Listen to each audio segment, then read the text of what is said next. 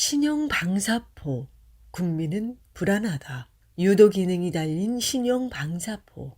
북한이 설 연휴 기간이던 11일 유도 기능을 탑재한 신형 240mm 방사포 사격 시험을 진행했습니다. 국내 언론은 이 사실을 중요하게 보도하면서 서울 수도권을 겨냥한 주요 무기 중 하나로 유도하에 성공했다면 사거리가 늘어나고 정밀도가 개선됐을 것, 기존 방사포보다 훨씬 더 위력적, 수도권에 대한 위협이 증대, 완전히 새로운 것, 공격 능력이 크게 향상 등의 표현을 써가며 한국에 더 위협이 된다고 하였습니다. 원래 방사포는 넓은 범위를 공격하는 광역 공격 무기라서 정확도는 크게 중요하지 않습니다. 과거 북한은 서울을 불바다로 만들겠다는 말을 종종 해왔는데 보통 방사포로 서울 전역을 뒤덮어버리겠다는 위협으로 해석했습니다.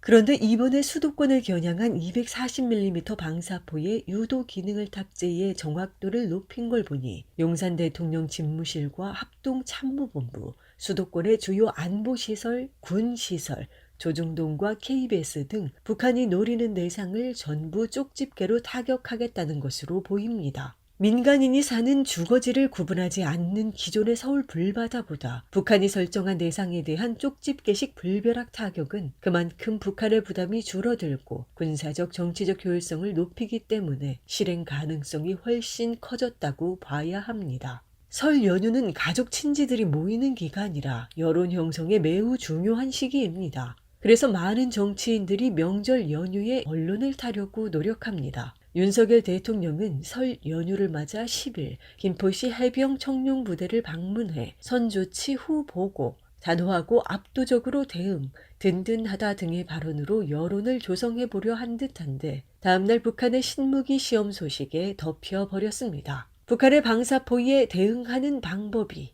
13일 SBS 뉴스는 군 관계자의 말을 인용해 북한 방사포에는 공격 징후 탐지 시 발사 차량 자체를 사전에 파괴하는 방식으로 대응하기 때문에 포탄의 유도 기능을 장착한다고 해서 방어 체계에 영향을 미치지는 않는다고 했습니다. 즉 쏘기 전에 파괴하니 유도 기능을 달든 말든 상관없고 대응 체계도 바뀔 게 없다는 말입니다. 그러니 국민은 우리 군의 이런 무적의 능력을 굳게 믿고 안심하라는 말로 들립니다. 이건 국민의 생명과 안전이 달린 문제니 정말 안심해도 되는지 확실히 검증하는 게 아주 중요합니다. 과거 한국전쟁이 났을 때 이승만 대통령은 국민 몰래 대전으로 도망가 놓고 미군이 오고 있다 안심하라 라고 방송을 해 서울 시민들을 속인 적이 있습니다. 또 북한이 열병식에서 신무기를 공개할 때마다 실제 작동하지는 않는다, 핵심 기능이 아직 없다는 식으로 분석했는데 결국 북한의 시험 발사를 통해 정부 분석이 틀렸다는 게 드러난 적도 많았습니다. 그래서 북한 군사 문제에서 정부 말을 그대로 믿기는 어렵습니다. 군 관계자의 말대로 북한이 방사포를 쏘기 전에 발사 차량을 먼저 파괴하려면 일단 방사포 발사 차량이 언제 어디에 나타났는지 정확히 파악해야 합니다. 그러나 그간 정부가 북한의 발사체들을 탐지한 걸 보면 이렇게 정확하게 파악하지 못하고 있음을 알 수 있습니다. 예를 들어 2022년 1월 25일 발사한 전략순항미사일 화살 2형의 경우 우리 합참은 내륙에서 발사했다고 했지만 북한이 공개한 사진을 보면 바닷가에서 발사했음을 알 수 있습니다. 또 2022년 9월 25일 저수지에서 잠수함 발사 탄도미사일을 발사했는데 당시 군 당국은 이동식 발사대에서 발사한 지대지 탄도미사일이라고 발표했다가 북한이 공개한 사진을 보고 정정한 일이 있습니다. 올해 들어서도 북한이 미사일이나 방사포를 쏘면 여러 발이라고 뭉개면서 몇 발을 쐈는지 정확하게 발표를 못하는 게 제대로 파악하지 못했기 때문으로 보입니다. 언제 어디서 쏘는지 포착을 못하는데 어떻게 쏘기 전에 파괴할 수 있다는 것인지 모르겠습니다. 방사포를 쏘기 전에 발사 차량을 파괴한다는 말은 이승만식 거짓말과 같아 믿을 수 없습니다. 종이로 만든 가짜 총을 들고서 적을 무찌르겠다고 사기치는 것과 다를 바 없어 보입니다. 또 다른 문제도 있습니다. 설사 북한의 방사포 발사를 사전에 포착했다고 해도 공격을 할지 말지 판단하는 기준이 무엇인지 모르겠습니다. 예를 들어 이번에는 북한 방사포 발사 차량을 공격하지 않았는데 그 근거가 뭘까요? 북한이 발사하기 전에 공격한다는 건 발사 차량이 나타나기만 하면 바로 공격한다는 건지, 발사의 징후가 보이면 공격한다는 건지, 발사된 미사일 혹은 방사포가 한국까지 날아올 것으로 예상되면 공격한다는 건지 모르겠습니다.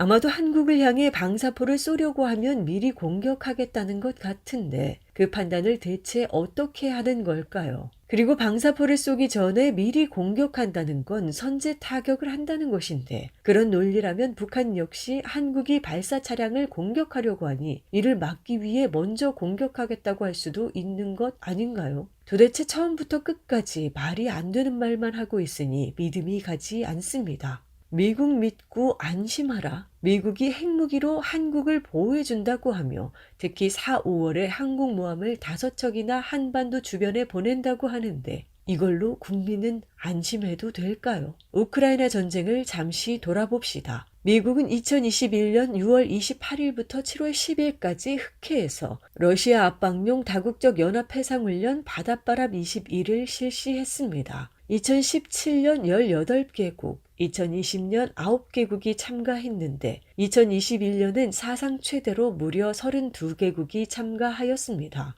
연이어 7월 12일부터 30일에는 우크라이나 서부에서 미국, 우크라이나, 폴란드, 리투아니아 4개국 연합훈련 3개의 검을 진행했습니다. 9월에는 미국과 우크라이나 군대의 빠른 삼지창 21훈련도 진행했습니다. 미국은 이런 훈련을 통해 우크라이나를 지켜주고 러시아를 공격할 것처럼 굴었습니다. 그러나 정작 전쟁이 발발하자 미국은 우크라이나에 군대를 보내지 않겠다고 선을 긋고 우크라이나 국민만 전쟁터에 내몰았습니다. 2017년 트럼프 대통령이 전쟁이 나서 수천 명이 죽더라도 거기서 죽는 것이지 여기서 죽는 것은 아니다라고 한 말이 연상됩니다. 지금 미군이 사상 최약체라는 징후들이 곳곳에서 나타납니다. 지난해 7월 미군 미사일 방어부대가 우크라이나 전쟁과 북한의 잦은 미사일 발사로 과로에 시달린다는 보도가 나왔습니다. 미군은 미사일 방어부대 장병들의 이른바 번아웃 문제를 해결하기 위해 정신건강 전문가를 배치하기 시작했습니다. 장병의 과로를 없애려면 모병을 더 해야 하는데 미군 지원자는 턱없이 부족합니다. 김평호 전 단국대 교수는 얼마 전 세상을 바꾸는 시민언론 민들레에 전쟁국가 미국의 군대가 풀어야 할 3가지 난제라는 제목의 글을 기고했습니다. 여기를 보면 현재 미군 모병이 처한 여러 문제를 잘 알 수 있습니다. 일단 지난해 미군은 해병대를 제외한 6해 공군 모두 신병 충원 목표에 크게 미달하는 최악의 상황에 빠졌다고 합니다. 신병 미달은 2018년부터 시작해 규모가 꾸준히 늘어나고 있었습니다. 최적의 입대 연령층인 17세부터 24세의 23%만이 군 복무에 문제가 없다고 하는데 나머지는 건강 상태, 업무 이해력, 법적 요건에서 걸린다고 합니다. 그래서 미국은 입대 요건을 낮췄습니다. 전과자, 학력 미달자, 신체 결격자, 연령 제한 등을 모두 완화했습니다. 그랬더니 이제 장병들의 수준이 떨어져 훈련 부적응, 중도 탈락, 탈영이 늘고 나아가 군인 범죄도 늘어나 외교 문제까지 일으키고 있습니다.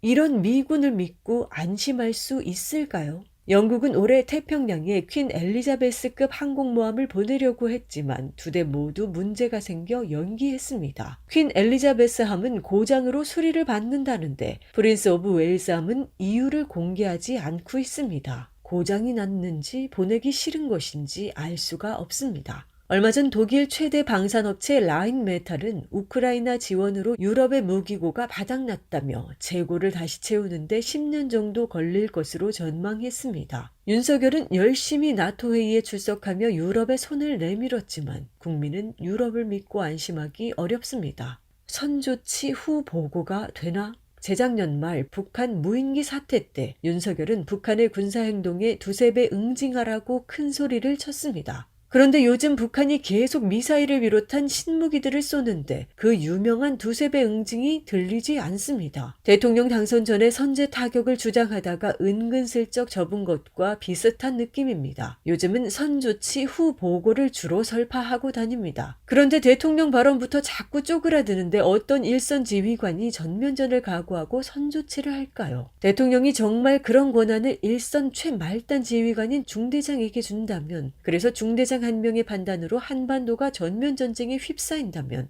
그런 황당무계한 일도 없을 것입니다. 이건 국가도 아닙니다. 대통령이 상식적이지 않은 말을 하는 것입니다. 전쟁은 다가오는데 국민은 더 불안해지기만 합니다. 일본은 전쟁에서 쏙 빠지려고 북한이 뭘 발사해도 전과 달리 규탄하지도 않고 북일 정상회담을 하자고 하는데 말입니다.